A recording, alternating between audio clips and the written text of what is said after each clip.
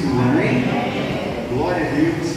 Primeiramente é um prazer enorme para mim fazer parte desse momento tão importante, momento dos jovens, é o momento em que os jovens decidiram, escolheram a melhor parte, momento em que os jovens escolheram ir na contramão deste mundo, os jovens que ao invés de estarem se perdendo lá fora, os jovens que ao invés de estarem bebendo, se embriagando, se drogando, esses jovens escolheram estar na presença de Deus. Nós não sabemos quando Cristo voltará, sabemos que Ele voltará, mas nós não sabemos se Ele pode voltar ainda hoje, se Ele pode voltar daqui a amanhã, ou se Ele pode voltar daqui a 10 ou 15 ou 20 anos. Mas a verdade é que estes jovens foram escolhidos por Deus para continuarem pregando o Evangelho de Cristo quando nós não estivermos mais aqui. E é pensando nisso, igreja do Senhor, que eu escolhi com muito carinho, com muita dedicação, um tema tão importante, que vai falar sobre 4 jovens, que de uma maneira distinta, que de uma maneira destacada, mostraram o Deus vivo, mostraram o Elohim, mostraram o Jeová Rapha, Jeová Nissi, Jeová Jireh. Portanto, igreja do Senhor, eu convidaria a igreja a abrir as vossas Bíblias no livro de Daniel, capítulo de número 1, versículo de número 6 e até o versículo de número 21. E Daniel propôs no seu coração não se contaminar com a porção das iguarias do rei, nem com o vinho que ele bebia. Portanto, pediu ao chefe dos eunucos que lhes permitisse não se contaminar. Ora, Deus fez com que Daniel achasse graça e misericórdia diante do chefe dos eunucos. E o rei falou com eles. Entre todos eles não foram achados outros tais como Daniel, Ananias, Misael e Azarias. Portanto, ficaram assistindo diante do rei. E em toda a matéria de sabedoria e discernimento sobre o que o rei lhes perguntou, os achou 10 vezes mais doutos do que todos os magos astrólogos que haviam em todo o seu reino. E Daniel permaneceu até o primeiro ano do rei Ciro. A igreja pode tomar assento em nome do nosso Senhor. É interessante, a Bíblia vai dizer que foi Deus quem concedeu ao chefe dos eunucos encontrar graça em Daniel. Por si só, Daniel não era capaz de conseguir encontrar essa graça, mas Deus fez com que o chefe dos eunucos encontrasse essa graça. E ali naquele momento, após Daniel propor esses 10 dias, comendo legumes e bebendo água, pediu para que o chefe dos eunucos o avaliasse, e que se de repente não encontrasse ele igual ou melhor do que os outros jovens, teria que retirar o regime de legumes e água, e ali naquele momento ele tomaria das iguarias do rei, que estavam sendo consagradas aos ídolos, que estavam sendo consagradas aos deuses. Só que no momento em que Daniel fez um compromisso diante de Deus, no momento em que Daniel fez um compromisso diante do rei, diante daquele chefe dos eunucos, naquele momento, Deus assinou embaixo. Naquele momento, Deus entendeu que o compromisso de Daniel atingiu as regiões celestiais. Muitas das vezes a gente só depende de ter um compromisso com Deus para que determinados pilares na nossa vida aconteçam. Às vezes só depende de nós dar o primeiro passo para que Deus possa dar continuidade nos seus passos. Para nós compreendermos o que Daniel passou, para nós compreendermos o que Ananias passou, para nós compreendermos o que Israel passou, Azarias passou, devemos entender o contexto que estava naquele reino. O reino do norte havia se dividido com o reino do sul. Isso aconteceu porque Salomão, depois de sua morte, o povo de Israel se rebelou contra a descendência de Salomão. Infelizmente, essa divisão não trouxe benefícios para o povo de Israel. E o reino do norte terminou no ano de 721 a.C., quando foi conquistado pelos assírios. E logo em seguida também, 134 anos depois, o reino do sul também terminou, por volta de 587 a.C., quando então Babilônia assume o poder. Daniel teve o seu nome trocado, Ananias teve o seu nome trocado, Misael teve o seu nome trocado, Azarias teve o seu nome trocado. E por fim, o nome de Daniel passou a se chamar Beltzazar. O nome Beltzazar deriva da raiz em Baal, que significa Senhor, dono. Baal era o nome de várias divindades locais, frequentemente associadas a tempestades e a fertilidades. Aqui eu quero puxar um traço para a igreja do Senhor.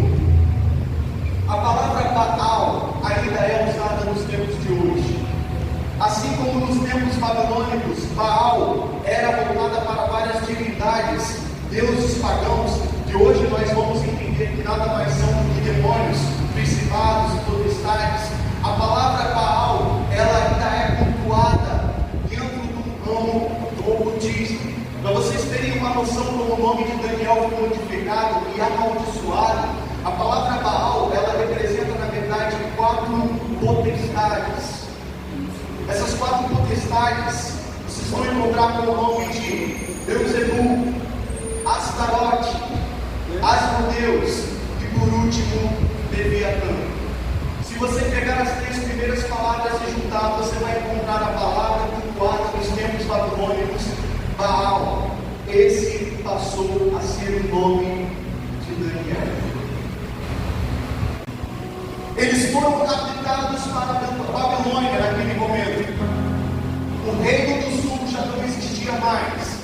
O reino do norte já tinha sido dominado pelos assírios. Cadê o povo de Israel?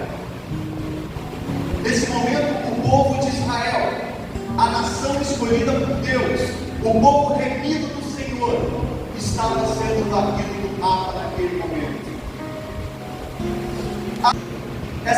Esse mecanismo que Satanás tem de tentar ocultar a nossa identidade, grave que eu vou falar agora, jovens aqui presentes. A principal finalidade que Satanás tem contra essa juventude é apagar a identidade de Cristo na sua vida. A principal finalidade que o demônio tem de destruir a sua geração é apagar, é destruir, é cancelar aquilo que Deus preparou e projetou para a sua vida. Israel foi varrido do mapa com a intenção de dizer: vocês serão esquecidos, o povo de vocês voltarão a ser escravos, vocês não terão mais soberania. E muitas das vezes é isso que o diabo tenta nos acusar. Ele tenta nos dizer: você não será mais capaz, você não irá mais adiante, eu não vou permitir, você não é capaz. O diabo tenta nos acusar de nossos pecados, de nossas iniquidades, de nossas falhas. Porque ele diz: você pecou, você falhou, você não é digno de estar dentro de uma igreja, você não é digno de adorar a esse Deus Santo. E aqui eu te digo: você está em processo de santificação. Toda a condenação e acusação que o diabo fez contra a sua vida foi lançada por terra em nome de Jesus. E sabe o que o mundo diz para os jovens? Me corrija se eu estiver enganado. Diz assim: olha, não se preocupa não, porque no final das contas o que Deus quer é só o seu coração. Mentira do diabo, mentira de Satanás. Se Deus só quisesse apenas o nosso coração, Daniel não teria se resguardado de comer as iguarias do rei. Se realmente o que o mundo lá fora prega, de que só Deus só quer o nosso coração, Ananias teria se dobrado diante das estátuas de ouro. Azarias teria feito o mesmo, mas eles foram lançados numa fornalha de fogo. Daniel lançado numa cova de leões, simplesmente porque ele entendeu que não é só o coração que Deus quer. Deus quer todo o resto que te compõe, que te completa. Deus quer o seu corpo, sim ou não, igreja do Senhor. A palavra de Deus não vai comparar com o corpo, é com o templo do Espírito Santo de Deus. E ela vai dizer mais ainda, igreja: de todo o pecado cometido, você comete ele fora do corpo, mas existe um pecado que você comete contra o seu próprio corpo. E esse pecado é um pecado de prostituição. Mas eles têm dito: Senhor, esta causa não é minha, esta causa é sua, porque se eu tenho me resguardado, não é em vão, porque assim como Daniel orava 3 vezes ao dia e se direcionava na direção de Jerusalém, pedindo a Deus para que Jerusalém voltasse a ser a sua capital, pedindo a Deus para que Israel voltasse a ser uma nação próspera, pedindo a Deus para que Israel voltasse a ser uma pátria verdadeira, assim como Daniel fazia, os jovens oram e jejuam todos os dias para dizer: Senhor, esta Jerusalém também é minha e um dia eu vou alcançar. Jovens, deixa eu dizer uma coisa para vocês. Vocês estão começando agora. Existe um mundo grande pela frente. A oferta que o inimigo tem para vocês, por mais que possa parecer brilhante, por mais que possa ser interessante, por mais que possa ser algo de alegria, de euforia, eu quero dizer uma coisa para vocês: aquilo que o diabo tem para oferecer para vocês não dá para se comparar com o reino dos céus que Deus tem reservado no céu. Aquele que morreu por cada um de vocês e que em nenhum momento ele hesitou em fazer isso, ainda que ele pudesse, ele disse: não, serei obediente até a morte de Deus, para que alguns jovens se levantem nessa geração do século XXI, onde a tecnologia tomou conta de tudo, onde as televisões tomaram conta de tudo, mas existe algo que, embora a tecnologia mude, embora os tempos mudem, embora as leis mudem, existe algo que nunca vai mudar. Existe algo que é imutável. Existe algo que ainda vai incomodar muitas gerações. Existe algo que ainda vai contrariar ainda os princípios deste mundo. Existe algo ainda que ainda ao ver nós vamos sentir a presença do Espírito Santo de Deus falando conosco, porque aqui é a palavra de Deus que mexe aos corações, capaz de converter o coração dos pais aos filhos, dos filhos dos filhos, e trazer uma geração pura e inabalável na presença de Deus. Escondi a tua palavra no meu coração para não pecar contra ti. Igreja do Senhor, jovens, se aprofundem na palavra de Deus. Separem tempos para meditar na lei do Senhor, para que esta lei possa guiar os seus caminhos e ser lâmpada para nossos pés, para que vocês não tropecem em nenhuma pedra, para que vocês não se desviem para a direita nem para a esquerda, mas que vocês possam seguir o caminho reto na presença de Deus. Jovens que já venceram com o maligno, é um decreto da parte do nosso Deus. Jovens, vocês são declarados por Deus a vitória como já alcançada em Cristo Jesus. Não é algo ainda a ser definido, mas já definido. Com vocês habitam a força e a determinação do nosso Senhor Jesus Cristo. A força da igreja está nos jovens, a sabedoria está nos anciões. Com a força dos jovens, com a sabedoria dos anciões, a igreja do Senhor se torna inabalável, imbatível. Para vocês, pais, que têm jovens, ainda que não dentro dessa igreja por enquanto, talvez pecado. Eu quero dizer algo para vocês. A palavra de Deus, ela vai dizer que os nossos filhos são herança do Senhor. Portanto, se a herança, na verdade, foi nos dada com a única intenção de cuidar, porque muito em breve essa herança, ela vai ser recobrada vindo do nosso Deus. Você é agraciado por Deus, querido pai e querida mãe, porque quantos querem ter filho e não podem, quantos já nasceram estéril, têm o sonho de ter filho, e muitas das vezes só adotando, mas às vezes nós temos essa oportunidade de gerar da nossa própria descendência, do nosso DNA, aquela preciosidade tão incrível de olhar para um filho nosso e dizer: caramba, se parece comigo, nossa, esse sorriso é o sorriso da mãe, esses olhos são os meus, meu Deus, esse cabelo é muito parecido com a mãe dele.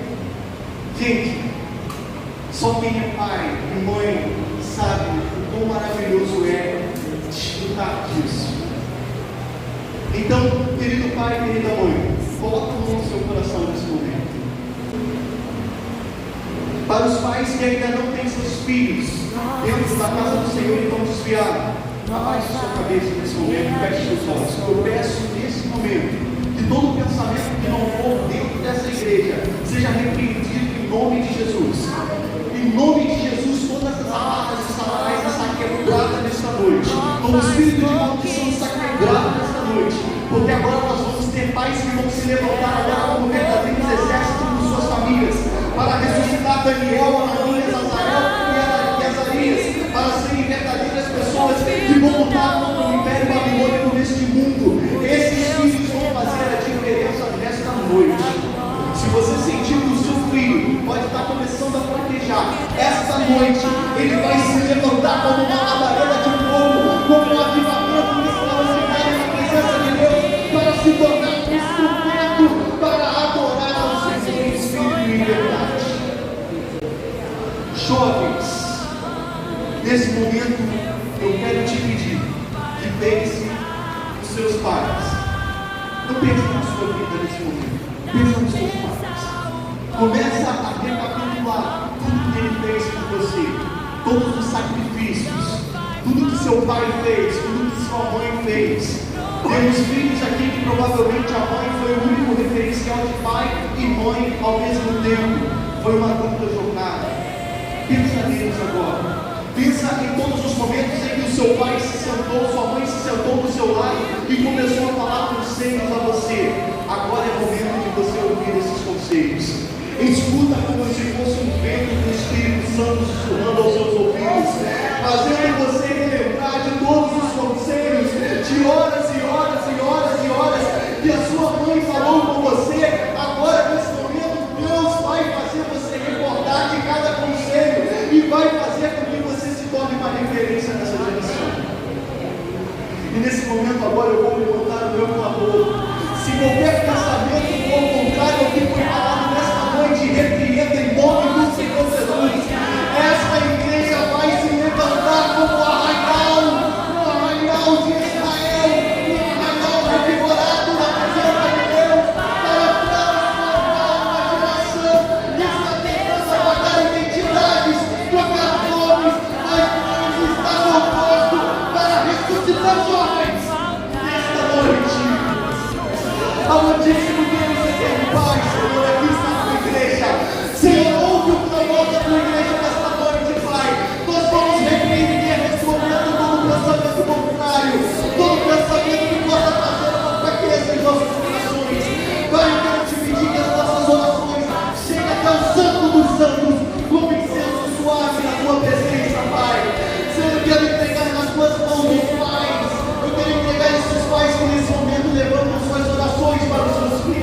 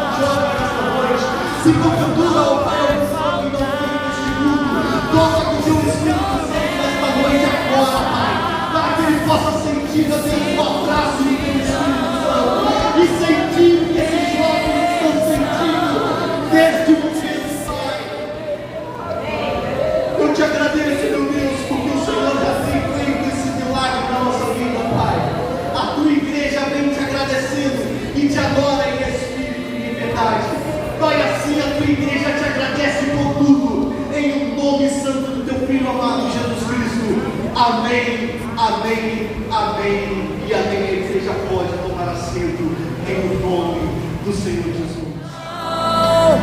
E o que